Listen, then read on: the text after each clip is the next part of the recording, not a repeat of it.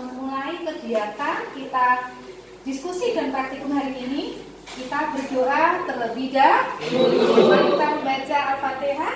Kita mulai bersama berdoa. Mulai.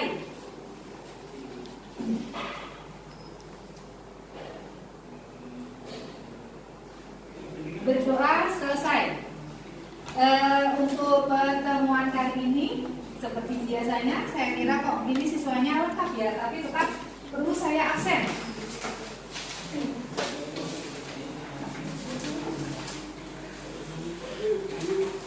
Sambil Bu Lilis absen, kalian menyiapkan lembar LKS atau buku-buku yang akan kita gunakan di KBM kali ini. Yang pertama adalah Zaki, ya Abdul, dia Anika, Hadira, Uswatun Hasanah, dia Rani, Syakira Fatra, Ayu Novita, Warid, kemudian yang belakang itu jangan ngantuk, Masya Rud, hadir, alhamdulillah ini ya hadir semua.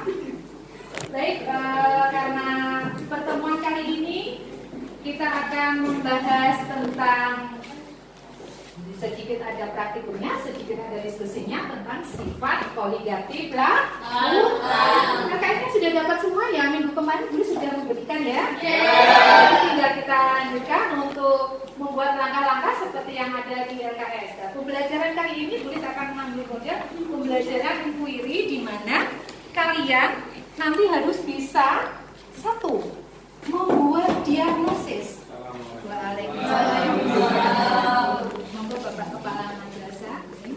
Oh ya, ini ada kuncinya dari Bapak Kepala Madrasah ke kelas kita untuk menilai tulis. Sebenarnya kalian dinilai tulis, sekarang tulis dinilai ke Bapak Kepala Madrasah alias supervisi. Baik, kita lanjutkan.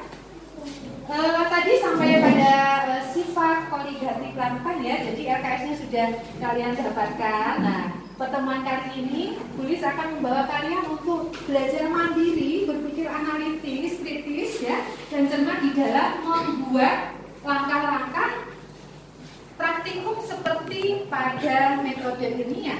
Dengan catatan langkah-langkahnya sebenarnya sudah ada di LKS, tinggal kalian menambah saja, dan ketika kalian tidak paham kalian boleh bertanya.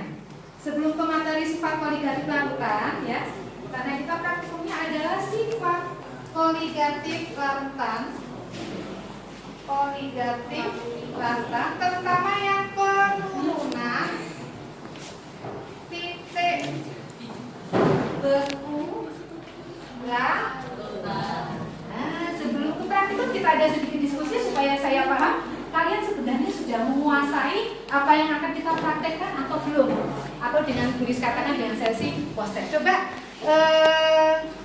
untuk penurunan titik beku lautan kita akan membahas sedikit tentang sesuatu yang tidak asing dengan kehidupan kita sehari-hari, terutama saya kaitkan dengan minuman, karena lautan kita kaitkan dengan minuman segar ya, minuman segar.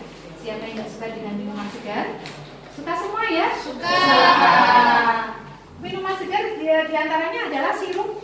Kemudian kamu suka es teh ya, familiar, es kopi, es strawberry, dan lain-lain itu termasuk dalam larutan. Yang menjadi pertanyaan Bu Lilis di sini adalah, adakah yang tahu tentang larutan? Bu, iya, silakan. Larutan merupakan campuran homogen atau antara dua larutan atau lebih. Ya, bagus sekali. Atau mungkin ada yang mau memberikan contoh larutan yang lain selain tadi Bu sebutkan sirup, adakah yang bisa? Kelas 12 IPA pasti pintar-pintar. Ada yang bisa? Selain es teh, es sirup, apa lagi sih yang serba segar-segar yang familiar kalian minum? Yang suka pakai alat jus. Oh, jus mangga, bagus sekali ya. Tapi apakah kalian bisa membedakan jus mangga itu manisnya, kekentalannya, kemudian ukuran kedinginannya bisa membedakan tidak? Tidak. Oleh karena itu kita akan mempelajari tentang penurunan titik beku lautan ya. Untuk penurunan titik beku lautan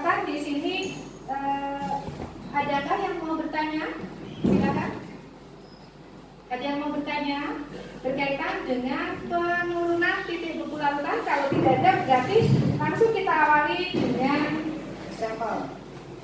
Bu Lilis membawa 3 tabung reaksi yang berisi larutan yang berbeda ya. Yang pertama adalah ini larutan garam NaCl, yang kedua adalah aquades atau aqua destilata, dan tahu air suling, air sungai yang disuling. Aquades ini air murni Mbak, iya, filter bagus sekali ya. Kemudian yang tadi adalah air HCl atau yang kita kenal sebagai air keras. Kita akan menguji ini sesuai yang ada di LKS kalian. Coba sekarang kalian sudah tadi membaca LKS-nya, tiap kelompok boleh mengambil peralatan masing-masing, perwakilannya ke sini. Ini kelompok ini, kelompok berikutnya. Silakan diambil. Kelompok berikutnya. Sambil dipersiapkan ya, ini ada masih ada. Ya.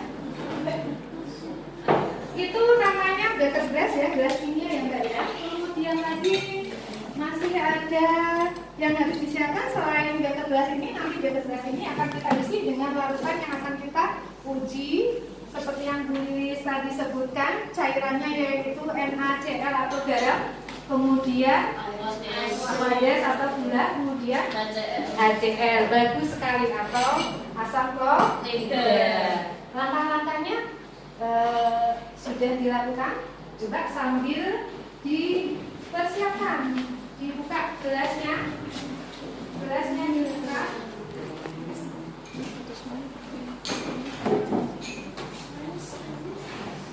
Oleh karena berkaitan dengan suhu atau temperatur, tadi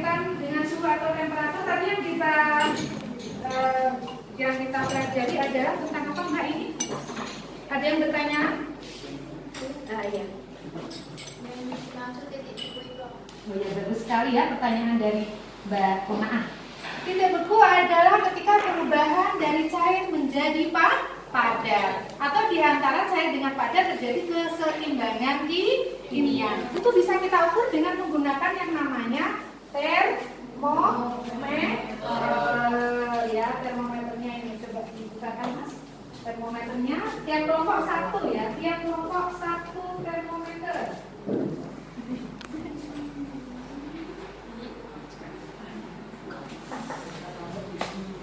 Termometer yang sudah dibuka ya, itu sudah dibuka. Nanti akan kalian gunakan untuk dicelupkan ke cairan yang sudah dibuat ya. Misalnya seperti ini. Ini ya, kita celupkan di sini dengan catatan ini nggak boleh dipegang menggunakan tangan ya.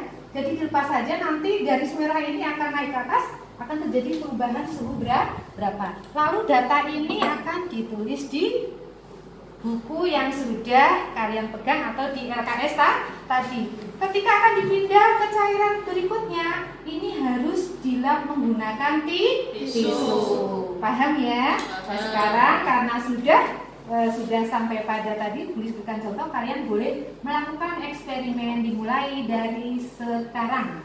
Silakan hadap ke belakang sesuai kelompoknya masing-masing.